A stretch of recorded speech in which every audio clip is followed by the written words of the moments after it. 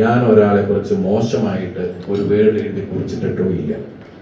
എനിക്ക് ഒരാളുടെ കാര്യങ്ങൾ ഇഷ്ടമല്ലെങ്കിൽ അല്ലെങ്കിൽ ഞാൻ അയാളോട് വ്യക്തിപരമായി പറയും, ഇതെന്താ ഇങ്ങനെ, അങ്ങനെ ചെയ്യല്ലേ കേട്ടോ, അല്ല അത് മോശമാട്ടോ.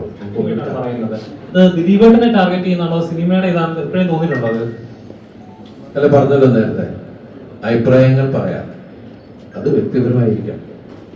അല്ലാതെ അത് ശരിക്കും പറഞ്ഞാൽ നമ്മളെല്ലാവരോടും പറയുന്നത്, നമ്മൾ ഒരു കാര്യം നമ്മൾക്ക് വേണം തോന്നുക, അല്ലെങ്കിൽ കാണണം തോന്നുക, കഴിക്കണം തോന്നുക, അത് ഫീൽ ചെയ്യണം തോന്നുക എന്നുള്ളത് നമ്മളുടെ സെൻസ് കളയരുത്. നമ്മൾ ഇത്രയും കാലം സിനിമകൾ കണ്ടും നമ്മൾ ഒരുപാട് ഹിറ്റുകൾ, പല നമ്മുടെ സീനിയർ ആക്ടേഴ്സിന്റെ ആണെങ്കിലും നമ്മുടെയൊക്കെ ആണെങ്കിലും ഹിറ്റുകൾ ശരിക്കും പറഞ്ഞാൽ സോഷ്യൽ മീഡിയ സജീവമാവുന്നതിന് മുമ്പേ നമ്മളെല്ലാവരും ഈ സിനിമകൾ കാണുന്നത്, നമ്മൾ ആ സിനിമ കാണണമെന്ന് ആഗ്രഹിക്കുന്നത് എല്ലാം ഈ റേറ്റിംഗ് നോക്കിയിട്ടോ റിവ്യൂസ് നോക്കിയിട്ടോ ആയിരുന്നില്ല. അന്ന് നമ്മൾക്ക് എന്ത് സെലക്ട് ചെയ്യണം എന്നുള്ള കപ്പാസിറ്റി നമുക്കുണ്ട്. ഇപ്പോൾ ആ കപ്പാസിറ്റി നമ്മൾ മനഃപൂർവ്വം ഭയങ്കര ഫാസ്റ്റ് ആയിട്ടുള്ള ലൈഫിൽ നമ്മളത് കട്ട് ഓഫ് ചെയ്യാൻ ശ്രമിക്കുകയാണ്. പക്ഷെ അത് നമുക്ക് വളരെ കേടാണ് സംഭവിച്ചുകൊണ്ടിരിക്കുന്നത്. നമ്മൾക്ക് നമ്മുടെ ഒരു വ്യക്തിത്വം, നമ്മൾക്ക് ഒരു കാര്യത്തെക്കുറിച്ച് പറയാനുള്ള, അറിയാനുള്ള ആ അവസ്ഥകൾ അല്ലെങ്കിൽ ആ അവസരം നമ്മൾ തന്നെ നമ്മൾക്ക് ഇല്ലാണ്ടാക്കുകയാണ്. അതുകൊണ്ട് എല്ലാം കേൾക്കാം, എല്ലാം കാണാം, പക്ഷെ എടുക്കുന്ന തീരുമാനം അത് നമ്മളുടേത് മാത്രമായിരിക്കണം. അതിന്റെ മാസ്റ്റർ നമ്മളായിരിക്കണം, നമ്മളുടെ ബോസ് നമ്മളായിരിക്കണം. അത് വേറെ ആളെ ഏൽപ്പിച്ചു കഴിഞ്ഞാൽ, നമ്മൾക്ക് പലപ്പോഴും പല സിനിമകൾ കണ്ടു കഴിഞ്ഞിട്ട് ഞങ്ങൾ റിവ്യൂ കണ്ടിരുന്നു, അതിലൊന്നും മോശമായിട്ട് കണ്ടു, അതുകൊണ്ട് ഞങ്ങൾ ആ സിനിമ കണ്ടില്ല, TV-യിലും വന്ന് കണ്ടപ്പോൾ ഒയ്യോ ഈ സിനിമയാണല്ലോ നമുക്ക് നഷ്ടമായത് തിയേറ്ററിൽ. എന്തിനാ അങ്ങനെ പറയുന്നത്?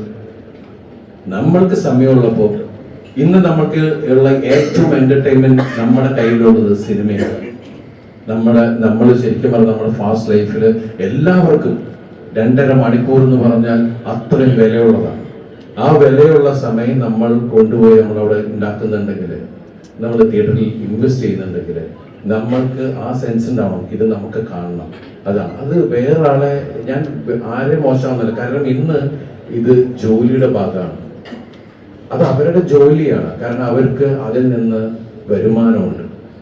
അത് ചിലപ്പോൾ ഏറ്റവും കൂടുതൽ ഇന്നത്തെ ഒരു അവസ്ഥയിൽ ലോകത്തിൽ തന്നെ ഏറ്റവും നെഗറ്റീവ് പബ്ലിസിറ്റിയാണ് ടക്ക് എന്ന് പറഞ്ഞ് ക്യാച്ച് ചെയ്യാവുന്നത്. അപ്പൊ അതുകൊണ്ട് ആ രീതിക്ക് പോകും. പക്ഷെ നമ്മൾ ആസ്വാദകര്, നമ്മൾ ചെയ്യേണ്ടത് നമ്മളുടെ ആ സെൻസ് നമ്മൾ കളയരുത്.